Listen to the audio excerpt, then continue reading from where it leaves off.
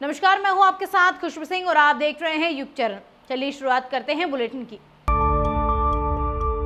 तमिलनाडु के Madurai railway station के पास train के प्राइवेट कोच में आग लग गई।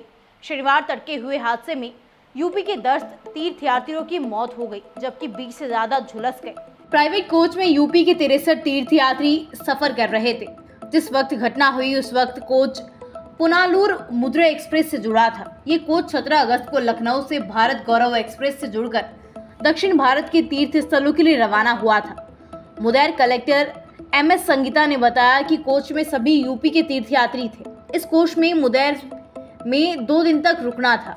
यात्रियों ने आज सुबह कॉफी बनाने के लिए स्टोव जलाया तो सिलेंडर में ब्लास्ट हो गया। अधिकारियों के मुताबिक आग लगने की सूचना सुबह करीब 5:15 पर मिली, जब ट्रेन मुदेर यार्ड जंक्शन पर रुकी थी। इसके बाद 5:45 पर फायर ब्रिगेड ने आग बुझाने का काम शुरू कर दिया। सुबह 7:15 तक आग पर काबू पा लिया गया। सिर्फ प्राइवेट कोच में ही आग लगी है, दूसरे कोच तक आग फैलने से बचा लिया गया था। प्रधानमंत्री नरेंद्र मोदी शनिवार सुबह इसरो के कमांड सेंटर में चंद्रयान 3 की टीम के वैज्ञानिकों से मिले। यहाँ उन्होंने 3 घोषणाएं की। पहली घोषणा, 23 अगस्त को हर साल भारत नेशनल स्पेस डे मनाया जाएगा। दूसरी घोषणा, चांद पर लैंडर जिस जगह उतरा वो जगह शिव शक्ति पॉइंट कहलाएगी। तीसरी घोषणा, चांद पर जिस जगह चंद्रयान 2 के पद चिन्ह है उस पॉइंट का नाम तिरंगा होगा। मोदी ने 45 मिनट के भाषण में कहा, मैं साउथ अफ्रीका में था, फिर ग्रीस के कार्यक्रम में चला गया, लेकिन मेरा मन पूरी तरह आपके साथ ही लगा हुआ था। मेरा मन कर रहा था मैं आपको नमन करूं, लेकिन मैं भारत में आते ही जल्द से जल्द आपके दर्शन करना चाहता था। मोदी बोले, मैं आपको सैल्यूट करना चाहता हूँ। सैल्यूट आपके परिश्रम को, सैल्यूट आपके धैर्य को, सैल्यूट आपके लग्न को, सैल्यूट आपकी जीवनता को, सैल्यूट आपके जज्बे को। मुख्यमंत्री अशोक गहलोत ने भविष्य में कांग्रेस अध्यक्ष बनने की इच्छा जाहिर की है। साथ ही गहलोत ने सचिन पायलट को केंद्रीय मंत्री बनाने में सहयोग करने का फिर दावा किया है। कांग्रेस अध्यक्ष बनने के सवाल पर गहलोत ने कहा कि कांग्रेस अध्यक्ष कौन नहीं बनना चाहेगा। ये पद काफी प्रतिष्ठा वाला है। हालात ऐसे बने कि मैं कांग्रेस अध्यक्ष नहीं बन पाया। ये गलत धारणा है कि मैं CM बने रहना चाहता था, इसलिए पद नहीं छोड़ा और कांग्रेस अध्यक्ष नहीं बना। सोनिया गांधी जानती है कि सच्चाई क्या है। मीडिया को दिए इंटरव्यू में गहलोत ने कहा, मैं इस मामले में और ज्यादा गहराई से नहीं जाना चाहता। हम सबको मिलकर चुनाव लड़ना है। हालांकि मैं कांग्रेस अध्यक्ष बनना चाहूंगा क्योंकि ये 100 गुना ज्यादा अच्छा होगा और ये CM से बहुत बड़ा पद है। अगर आज मौका मिलता है तो मैं कांग्रेस अध्यक्ष बनना चाहूंगा। पायलट से जुड़े इस सवाल पर गहलोत ने कहा, जब सचिन पायलट केंद्रीय मंत्री बने तब मैंने उनका सहयोग किया था। उस समय हमने राजस्थान में 25 में से 20 सीट जीती थी। जब मुझसे पूछा गया कि राजस्थान से किसको केंद्र में मंत्री बनाए तो मैंने सचिन पायलट का नाम सुझाया था, क्योंकि पायलट गुर्जर समुदाय से ताल्लुकात रखते हैं और उसी समय वसुंधरा राजे सरकार ने आंदोलनकारी गुर्जरों को गोलियों से भून दिया था। ये मेरी जिम्मेदारी थी कि दिल्ली में मैं मेरे राज्य के पक्ष में बोलता। उस वक्त गुर्जर और मीणा समुदाय के बीच में जबरदस्त तनाव था। उसे शांत करने के लिए मैंने सचिन पायलट का नाम लिया। सचिन ने मुझे इसके लिए कॉल भी किया था। तब मैंने उन्हें कहा था कि मैं पहले ही आपकी सिफारिश कर चुका हूँ। मैं जनहित में राजनीति करता हूँ और मेरी डिक्शनरी में कभी भी दुश्मनी नाम का शब्द नहीं रहा है।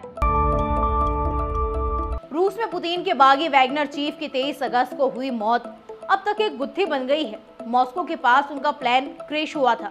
पहले पहेली को सुलझाने के लिए विमान के रिकॉर्ड्स की जांच की जाएगी। मीडिया रिपोर्ट्स के मुताबिक घटनास्थल से जांच अधिकारियों को 10 शव और फ्लाइट रिकॉर्ड्स बरामद हुए हैं। जांच अधिकारियों ने बताया कि मॉलिक्यूलर जेनेटिक टेस्ट के जरिए शव की पहचान की जाएगी।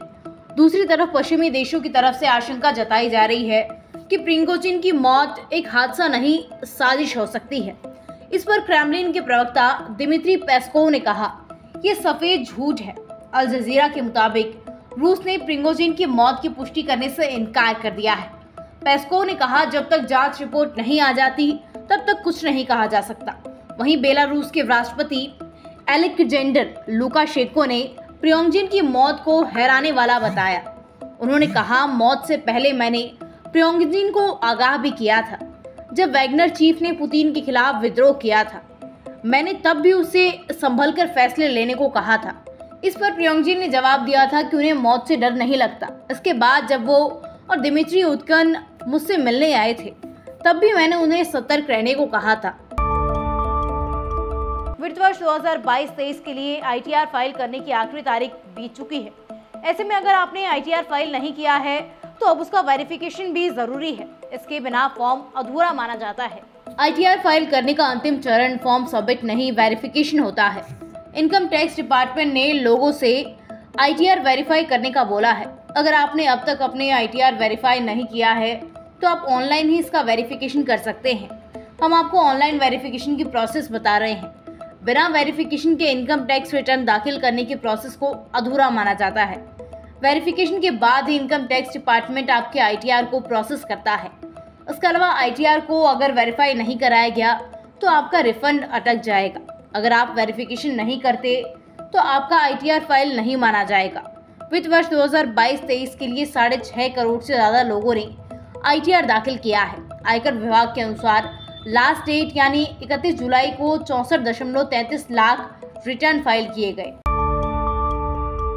ऐसी तमाम खबरों के लिए सब्सक्राइब कीजिए हमारे चैनल को और यूं ही बने रहिए युग चरण के साथ।